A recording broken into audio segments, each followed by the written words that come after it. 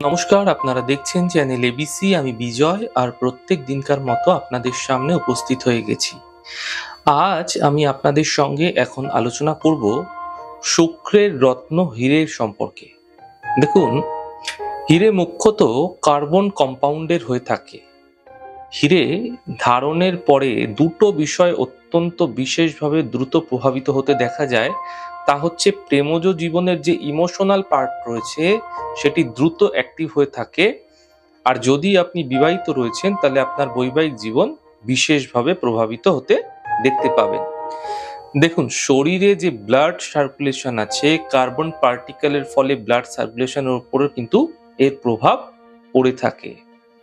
তো হীরে ধারণের পূর্বে দুটো বিষয়ের উপর অত্যন্ত বিশেষ খেয়াল আপনাদের অবশ্যই রাখা প্রয়োজন। আপনার জন্মকুণ্ডলিতে, আপনার জন্মকুষ্ঠিতে শুক্রের স্থিতি কি আছে। দেখুন, শুক্র আপনার জন্য ফায়দা নাই দিতে পারে। শুক্র আপনার জন্য নেগেটিভ প্ল্যানেট যদি রয়েছে তাহলে ভুল করেও কিন্তু আপনারা হীরে ধারণ করবেন না।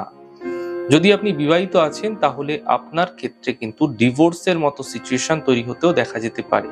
আর যদি আপনি অবিবাহিত রয়েছেন তাহলে বিপরীত লিঙ্গের মানুষের কারণে বদনামের ভাগীও কিন্তু আপনি হতে পারেন। আপনার চরিত্রের ওপরে কিন্তু মানুষ আঙুল তুলতে পারে। এছাড়াও রক্ত ঘটিত সমস্যা আপনাদের ক্ষেত্রে বৃদ্ধি পেতে পারে। তাই হীরে যদি আপনাকে ফায়দা দিচ্ছে তাহলে প্রেম জীবনে বিশেষ সুফল লাভ হবে, দাম্পত্য জীবনে বিশেষ সুফল লাভ হবে, গ্ল্যামারাস জগতে কিন্তু আপনাদের এন্ট্রি হয়ে যেতে পারে।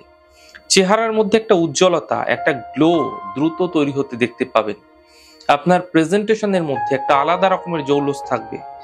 দেখুন, এবার আমি আলোচনা করব আপনাদের সঙ্গে যে কাদের হীরে ধারণ করা উচিত এবং কাদের ভুল করেও হীরে ধারণ করা উচিত না। বৃষ লগ্ন, কন্যা লগ্ন, মকর লগ্ন, মিথুন লগ্ন, তুলা লগ্ন এবং কুম্ভ লগ্নের মানুষদের ক্ষেত্রে হীরে ধারণ করা অত্যন্ত বিশেষভাবে শুভ হয়ে থাকে।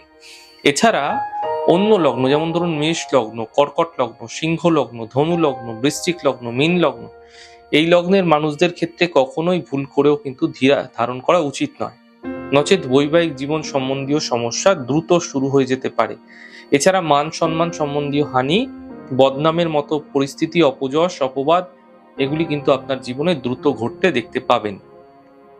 এছাড়া যাদের ক্যান্সার সম্বন্ধীয় সমস্যা আছে, সুগারের সমস্যা রয়েছে, চোখের বড় ধরনের সমস্যা রয়েছে, এমন ক্ষেত্রে কখনোই কিন্তু আপনারা ভুল করেও হীরে ধারণ করবেন না। হীরে সর্বদা রূপোতে অথবা প্ল্যাটিনামে অথবা সাদা সোনায় রিং ফিঙ্গারে ধারণ করা যেতে পারে শুক্লপক্ষের শুক্রবার শুভ সময় দেখে, অথবা ভরণী, পূর্ব ফাল্গুনী, পূর্বাষাঢ়া নক্ষত্রযুক্ত দিনে শুভ সময় চলাকালীন আপনারা হীরা শোধন করে ধারণ করতে পারেন। তাহলে বুঝতেই পারলেন, না বুঝে শুনে হঠাৎ করে হীরে ধারণ করে ফেলবেন না। এর ফলে জীবনে বড় ধরনের সমস্যার সম্মুখীন আপনাকে হতে দেখা যেতে পারে।